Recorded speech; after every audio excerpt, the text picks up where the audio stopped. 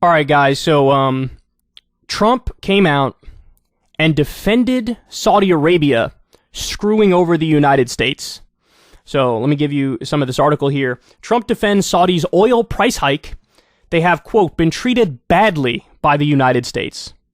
During an appearance on Fox News host Brian Kilmeade's radio show, former President Donald Trump was asked about Saudi Arabia's oil price hike and what he thinks of the Biden administration's plan to retaliate. Trump responded by saying he thinks Saudi Arabia has been treated badly by the United States, by this particular group of people, and that the Biden administration took the Saudis, quote, for granted. Wow. Trump went on to say that when he was president, Saudi Arabia, quote, would have done anything for us because he gave them great protection. Now, imagine bragging about this. Trump was a guy who early on when he ran for president, this was back probably in 2015, he said, Saudi Arabia did 9/11. They did 9/11. And he was right about that. Then he totally got cucked by them. Why? Well, they made a strategic decision. Let's buy this guy. First of all, let's stroke his ego, and when he comes to Saudi Arabia, let's put on this amazing show for him and give him giant gifts and all this stuff. So stroke his ego, which is exactly what's kryptonite to a narcissist like Donald Trump. And then also, they just bought him. They just bought him. Now, Trump said, I got along really well with them. What does that mean? I'll tell you what it means. It means when Saudi Arabia massacred a journalist, Jamal Khashoggi, and cut him up into little bits and pieces, Donald Trump didn't even do a symbolic condemnation of it. Never mind a slap on the wrist, never mind actually, bringing about justice. He didn't even do that. Donald Trump didn't even say, hey, that was wrong. He played defense for them. The other thing is Donald Trump vetoed a bill by Republican Senator Mike Lee and Bernie Sanders. They had a bill to stop the U.S. support of Saudi Arabia doing a genocide in Yemen. Because, of course, we're arming them, we're funding them. The Senate came together and said, no, fuck that. We shouldn't do this anymore. Trump vetoed that.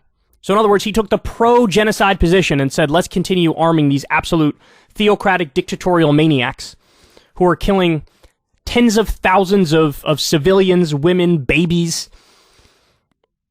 That's what he did. And so now Trump is bragging about his great relationship with Saudi Arabia and attacking the Biden administration. By the way, what happened to America first? Donald Trump, these are the guys who say, we're all America first. We're all about America first. We don't put the world first. We put ourselves first. And then here he is defending Saudi Arabia, screwing the United States of America, dropping millions of barrels per day, jacking up the price of oil and gas. Now, why? Why are they doing that? It's very simple. They want Trump to win in 2024. They want the Republicans to win in the midterms because they've bought the entire Republican Party.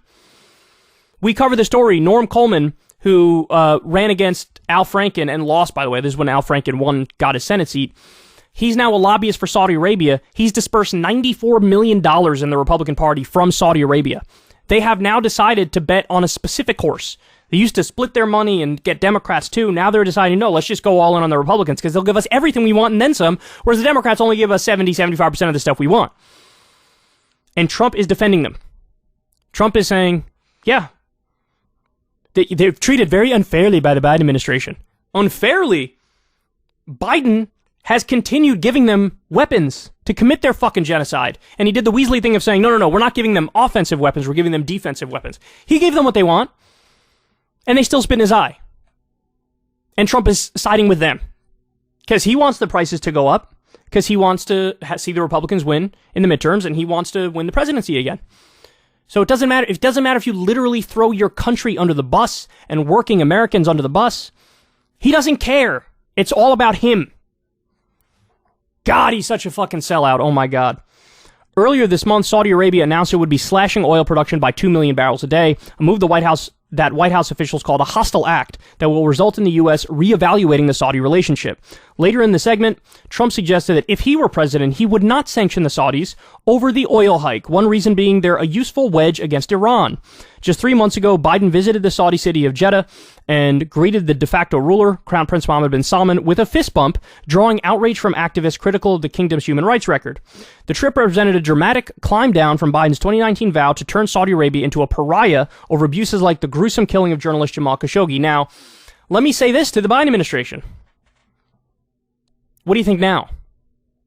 You gave them everything that they wanted. They spit in your eye anyway. Look, all you have to do is ban U.S. oil exports, which, by the way, that used to be the case. It's not anymore. Now almost half of our oil and gas is exported. We're the number one producer of oil and gas. Ban the exports. That's one thing. That alone would help fix the problem. If you really want to go for it, nationalize U.S. oil and gas. Do that. And also make it all electric cars by 2030. And normalize relations with Venezuela. Normalize relations with Iran. We don't need Saudi Arabia. Even in the short run, we don't need them. The fact that Biden's trip did not lead to a hoped-for increase in oil production helps explain the harsh rhetoric from some members of his Democratic Party, who have called the Saudis royal backstabbers who misled and double-crossed the U.S. president. By the way, not just that, and credit on this one to Ro Khanna, because Ro Khanna has been leading the charge for a long time now, saying, crack down on Saudi Arabia, we're done with them. Before all this, he's been saying that, and he's been 100% right all along. Some U.S. lawmakers have tried to revive support for a so-called NOPEC bill that would expose the oil cartel to antitrust lawsuits, while others have called for Washington to remove military assets from the kingdom. Look, who's really in charge here? Who's really in charge here? If we want to be, we are. If we want to be, we are. The question is, do they really want to be? Or do you want to meekly fall back into the status quo? We're at a crossroads. It's time to actually switch shit up. I don't know if they have the balls to do it, but certainly what Donald Trump here is doing is siding with the Saudis over his own country. And guess what? This is why, one of the many reasons why, we talked about how Jared Kushner took $2 billion from them. Trump took, at the very least, tens of millions, maybe over 100 million from them. And maybe he was selling them some of our state secrets. That was one of the leading theories in the wake of us learning that Trump took classified and top secret documents. It's looking more and more likely by the day. At every turn, defending the Saudis, coddling their ballsack. At every turn, giving them everything they want, heaping praise on them, siding with them over your own country. It almost sounds like you're so deep in business with them that you have sold them state secrets. And we learned the other day, some of the secrets are about Iran. That's something they would want. Why'd you take the documents, Don? Why'd you take them? Why'd you take them? Very curious why you took them. Please let us know.